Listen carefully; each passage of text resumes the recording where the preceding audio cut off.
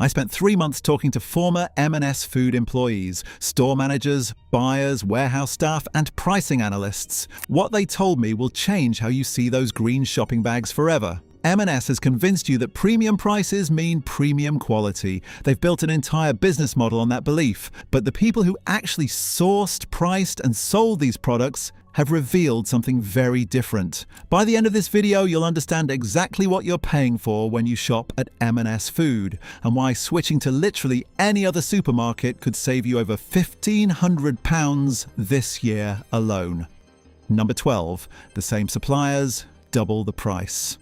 Here's something M&S desperately doesn't want you to know. A former supply chain manager told me around 70% of what we sold came from identical suppliers as Tesco, Sainsbury's, and Asda. Same factories, same production lines, often the exact same products. Same. We just slap different labels on them. Those premium ready meals are actually made in the same commercial kitchens that produce Tesco meal deals. An employee who worked in supplier relations explained, we'd visit manufacturing facilities where they literally split production runs. Half the lasagnas got Tesco packaging, half got M&S packaging. We might specify an extra gram of cheese, then charge double the price. Their dairy products are a perfect example. M&S milk costs £1.65 for 4 pints. It comes from the same British dairy cooperatives supplying Tesco, Asda and Morrisons. The cows don't produce special milk for M&S. The processing facilities are identical,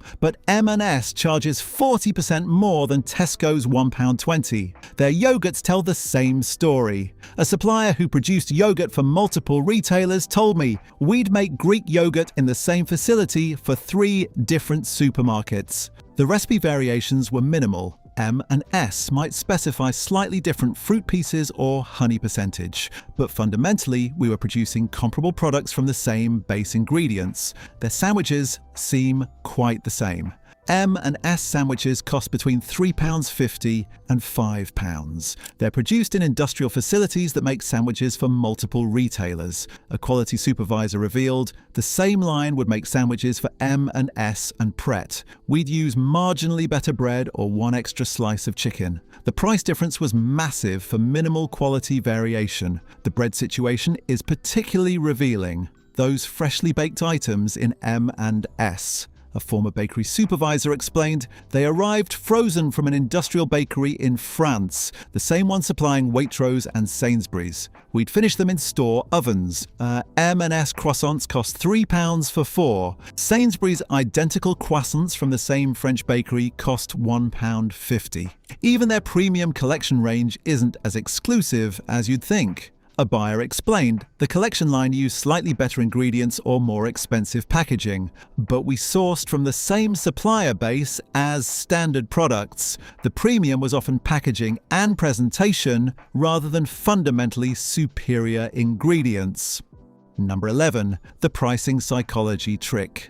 M&S doesn't price products based on cost. They price based on what they think you'll accept from a premium brand. A former pricing analyst told me, we'd look at competitor prices, then deliberately price 25 to 40% higher. Not because our costs were higher, because customers expected M&S to be expensive, and higher prices reinforced the premium perception. Let me show you how this plays out. Lurpak butter at Tesco costs £5. At M&S, it's £6.25. Same butter, same supplier, 25% markup for the M&S label. Their croissants cost £3 for 4. Sainsbury's sells identical croissants from the same French bakery for £1.50. You're paying 100% more for the same product. The pasta pricing is ridiculous. M&S own brand pasta costs £2.40 for 500 grams. Tesco's own brand pasta from the same Italian factory costs 90 pence. That's a 167% markup for identical dried pasta. Tin tomatoes cost £1.30 at M&S. Sainsbury's equivalent costs 55 pence. You're paying 136% more for tomatoes from the same suppliers packed in virtually identical tins. Coffee is worse. M&S ground coffee costs £4.80 for 227 grams. That's £21 per kilogram. Lavazza, a genuinely premium Italian brand, costs £14 per kilo at other stores. You're paying 50% more for M&S branded coffee from the same importers. An employee explained the strategy. Everything in the store was designed to make you feel you were buying premium quality. The lighting, the displays, the packaging. Once customers felt they were in a premium environment, they accepted premium prices without questioning them. The lighting is specifically calibrated to make food look more appealing. Warm tones in the bakery, bright fresh lighting on produce, strategic spotlighting on premium products, all designed to justify higher prices. The store layout forces you to walk through high-margin sections. You can't just grab milk and leave. You're guided past ready meals, fresh produce, and bakery items, all with massive markups. The markup on basics is astronomical. Their baked beans cost £1.35. Heinz cost £1 at Tesco. Their rice costs £2.75 per kilo. Asda charges £1.20, that's a 129% markup. Their olive oil costs £6.20 for 500 millilitres. Tesco Finest equivalent costs £4.30. Even their water is overpriced. A bottle of still water costs £1.30 at M&S. The same bottle costs 80 pence at Tesco. You're being charged 62% more for water. These aren't specialty products. These are commodity items with M&S branding and inflated prices. Number 10. The ready meal deception. M&S built its reputation on ready meals. Customers genuinely believe M&S meals are worth the premium. A product technologist who worked on these told me otherwise. The meals came from facilities producing for multiple retailers. We'd specify slightly different recipes, but the quality level was comparable to Waitrose and Tesco Finest. The price difference wasn't justified by ingredient costs or quality. M&S chicken tikka masala costs £4.20. The Tesco Finest version costs £3. Asda Extra Special costs £2.75. A development chef explained the M&S version might have 10 grams more chicken or different spices, but customers paid 50 to 75% more for marginal differences. Their lasagna costs £4 for 400 grams. Tesco Finest lasagna costs £2.80 for 450-gram portions. You're paying 43% more for less food. A production supervisor revealed both came from facilities using similar recipes and comparable ingredients. The M&S version had slightly better packaging and maybe an extra sprinkle of cheese. That's what the premium paid for. Let's break down more ready meals. M&S beef chili costs £3.90. Sainsbury's, taste the difference.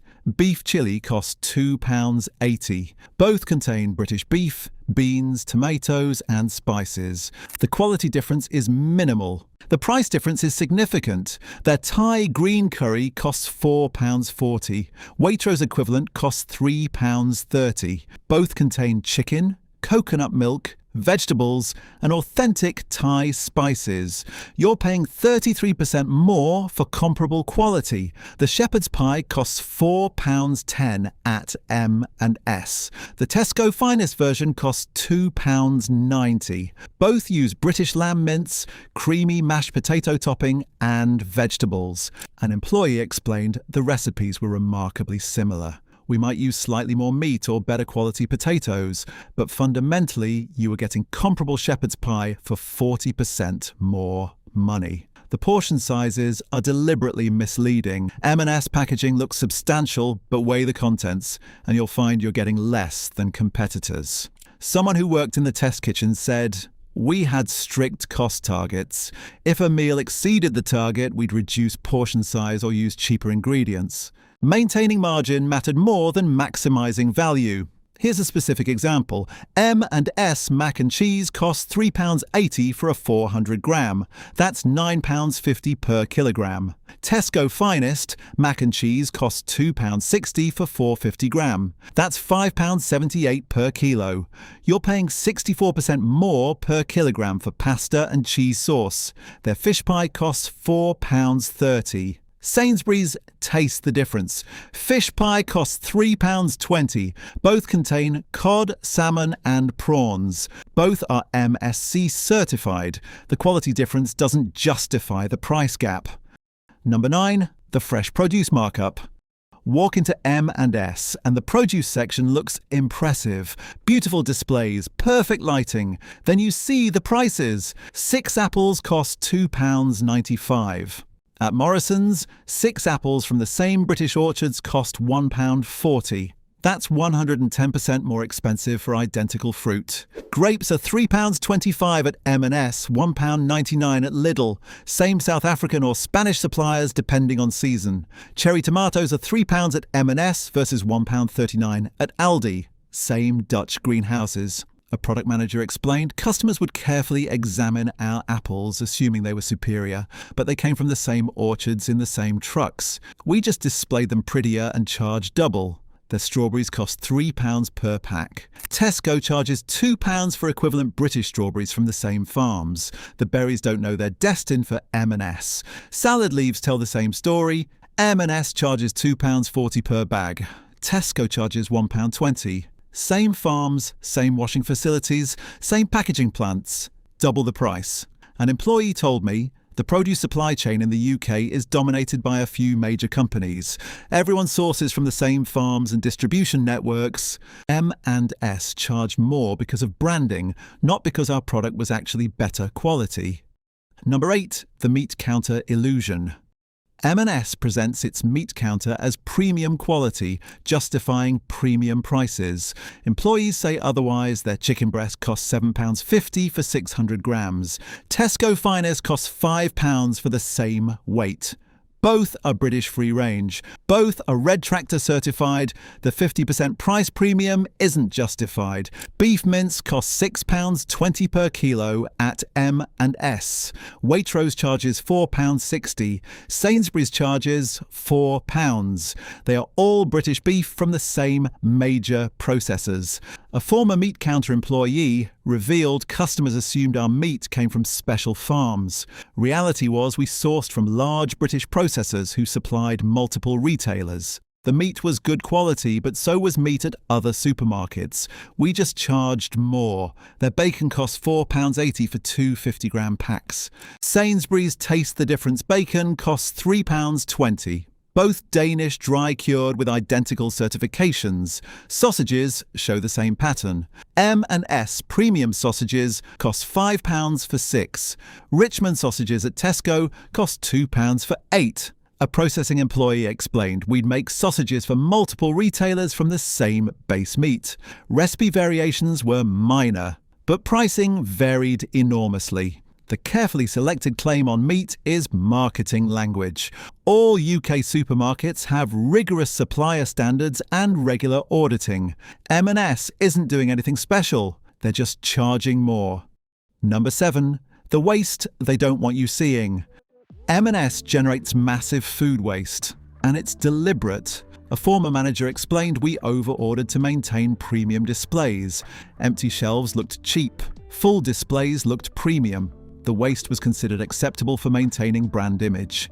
A typical M&S food hall bins £2,000 worth of products weekly. That's over £100,000 annually per store. Multiply that across their 300 food stores and you're looking at tens of millions in annual waste. An employee kept records. Daily we'd bin 8 to 12 ready meals at £4 each. That's £32 to £48. 20 to 30 sandwiches at £3.50, 70 to £105. Fresh produce, bakery items, salads, easily £300 of waste daily. Let's break this down further. On a typical day, this employee witnessed 10 ready meals binned at £40, 25 sandwiches about £87.50, 15 salads around £45, 30 bakery items £60, and assorted fresh produce about £70. Total daily waste from observable products is £300. Why not reduce prices aggressively to prevent waste? Management didn't want reduced stickers everywhere, an employee said. It looked down market, so we'd reduce items minimally, late in the day, and most still got binned. M&S reduces sandwiches from £3.50 to £2.45. That's a 30% reduction. Tesco reduces from £2.50 to 62 pence. A 75% reduction. Which strategy actually minimizes waste? The reduction percentages are calculated to maintain brand image rather than move stock. We were given guidelines on maximum reduction percentages, an employee told me. Sandwiches could be reduced by a maximum of 35%, ready meals by a maximum of 40%. Even at those reductions, prices were still higher than non-reduced items at other stores. The reduction timing ensures waste. M&S starts reducing around 7 p.m. when most customers have finished shopping. Tesco starts at 4 p.m. Sainsbury's at 5 p.m, maximising the window for reduced items to sell. We'd reduce items when we knew customers had left, an employee revealed. The goal wasn't selling reduced stock. The goal was looking like we tried before binning it. It was a waste theatre to satisfy food waste reduction targets on paper. A manager explained the twisted logic. If we reduced aggressively and early, we'd attract bargain hunters. These weren't our target customers. Management preferred to waste food than have stores full of people hunting for reductions. The brand image damage was considered worse than the financial waste. Bread waste is particularly bad. M&S bakes constantly to maintain the fresh bread smell that encourages purchases. Whatever doesn't sell gets binned. We'd bake croissants every few hours, a bakery worker said. The smell drove sales. But previous batches went straight in the bin. On busy Saturdays, we might bake 4 or 5 batches of croissants. Only the last batch had a chance of selling through. The fresh produce displays are deliberately overstocked. Shelves piled high with fruit and vegetables create a premium abundance aesthetic. But much of that produce never sells. We'd display 3 times more strawberries than we'd realistically sell, a produce manager explained. The abundant displays looked premium, but we knew from experience that a third would get thrown away. Management accepted this as the cost of maintaining the right image. Number 6. The quality isn't actually better. You think premium prices guarantee superior quality. They don't. A former quality manager told me, our standards were identical to other major supermarkets. Same supplier audits, same testing protocols, same compliance requirements. The difference was marketing. British food retail standards are high across the board. Tesco, Sainsbury's, Asda, M&S, all sourced from suppliers meeting the same legal standards. Fresh produce quality at M&S is surprisingly inconsistent. We get beautiful strawberries one week, poor quality the next, a produce manager explained. It depended on seasonal availability. Same as every supermarket. But customers expected perfection because of our pricing. Walk through M&S and look closely. Bruised apples, wilting lettuce, overripe bananas. The same quality issues you see everywhere else, just at prices suggesting these problems shouldn't exist. The ready meals vary significantly in quality. Some genuinely taste good. Others are mediocre products in nice packaging. An employee said, we'd launch products with fanfare, but if sales were poor, we'd quietly reformulate with cheaper ingredients. Customers didn't notice the quality decline. Fish counter turnover isn't as high as the premium pricing suggests. Fish that didn't sell would get moved to reduced or used in prepared dishes, an employee revealed. We had the same stock rotation issues as any supermarket. Number 5, the online shopping disaster. M&S partnered with Ocado for online delivery. Sounds convenient until you understand how orders actually get picked. Someone who picked M&S orders told me, we had pick rates to meet, items per hour. If I stopped checking product quality carefully, I'd miss targets. Speed was prioritized over quality selection. Order bananas, and you might get perfect ones. More likely you'll get whatever was grabbed fastest, probably overripe because they're easier to identify quickly. A picker explained I'd sometimes select fruit or vegetables I'd never buy myself, but the system said they were on date and available, so they went in the basket. I felt bad for customers but had targets to hit. The substitution system is terrible. Order premium strawberries, get standard strawberries at a premium price. Order sourdough bread, get standard white bread. Substitutions helped us clear overstock, an employee revealed. If we had too much of something, the system would push it as a substitute, even if it is inappropriate. Inventory management mattered more than customer satisfaction. The meat and fish selection is worse. We'd grab whatever was nearest, a picker said. No time to check for marbling on steaks or fish colour, just grab and move on. The delivery fees are astronomical. You're paying premium product prices plus premium delivery charges. It's cheaper to shop at Sainsbury's or Tesco with their delivery services. Number 4. The simple food exploitation. M&S operates smaller. Simply Food stores in train stations, airports and service stations. These charges are even more than those in regular stores because they have captive audiences. A former Simply Food manager told me, "We knew people had limited options. Someone rushing for a train wasn't leaving the station to find cheaper alternatives, so we charged whatever we wanted. That £3.50 sandwich in a regular M&S. £4.50 at Simply Food. Same sandwich, 28% price increase. The product range is limited to the highest margin items. No value products. Everything is priced for maximum profit because customers have no choice. Profit margins at Simply Food were incredible, an employee said. We make more profit on a small store than some full-size locations because every item had a maximum margin. The captive audience pricing extends to all products. Water costs over £2. Snacks are similarly inflated. You're being exploited for being in a convenient location with limited time. Number 3. The loyalty scheme data grab. Sparks is M&S's loyalty program. It's primarily a data collection tool disguised as customer rewards. A former manager explained Sparks gave us detailed customer data, shopping patterns, purchase history, personal information. In return, customers got minimal rewards that kept them coming back without impacting our margins significantly. Compare Sparks to real loyalty schemes. Tesco Clubcard gives 1% back in vouchers that multiply through partners. Nectar works across multiple retailers. Sparks gives you prize draw entries and occasional bonus points. The monetary value returned is negligible compared to the data M&S collects. An analyst who worked with customer data revealed, "We'd use purchase history to optimize pricing. If certain customers would pay premium prices regardless, they received fewer promotional offers. Personalization was about maximizing revenue, not providing value. The personalized offers look generous but are calculated carefully. We discount items customers bought anyway or high-margin products where we could afford the discount," an employee explained.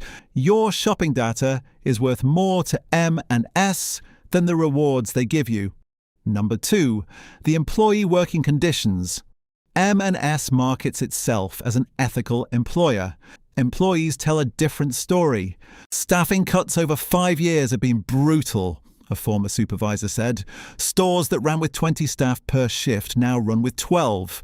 Workload hasn't decreased, we just pressure fewer people to do more. The impact is visible. Longer waits for service, poorly stocked shelves, problems that don't get addressed because the staff are stretched too thin."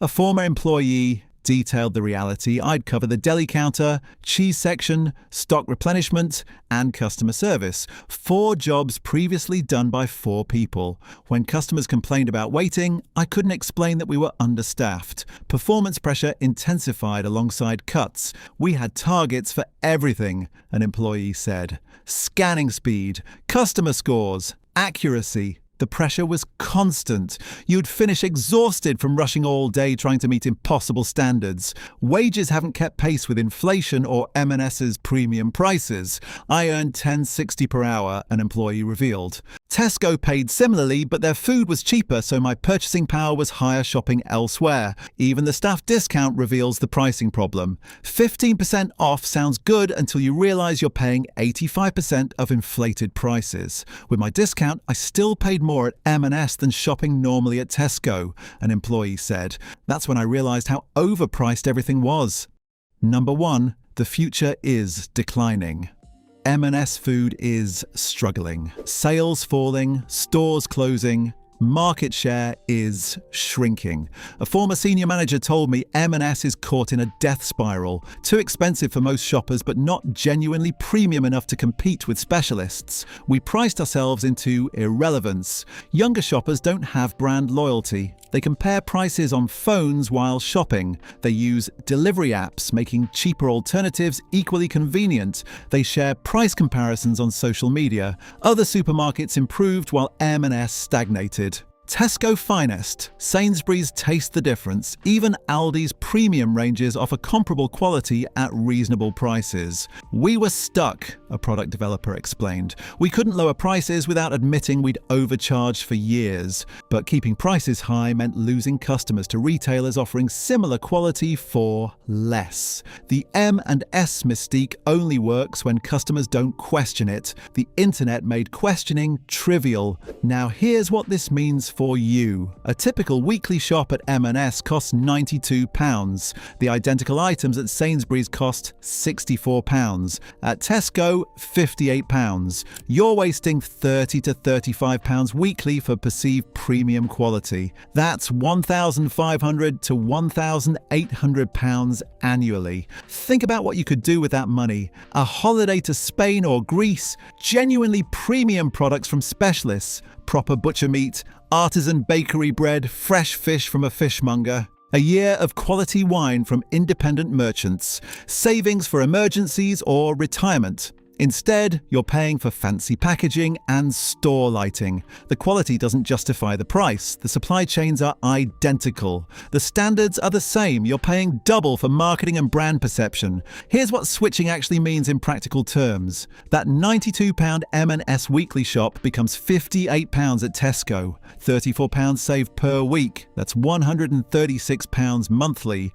£1,768 annually. Or switch to Sainsbury's and save £28 weekly. That's £1,456 yearly. Use that money to upgrade specific items to genuinely premium quality rather than paying premium prices for standard supermarket products. Switch to supermarkets offering honest pricing. Use the savings for actual premium products from butchers, bakers, fishmongers, and specialists who genuinely offer superior quality. Buy your meat from a proper butcher who can tell you exactly which farm it came from. Get bread from a real bakery that makes dough from scratch.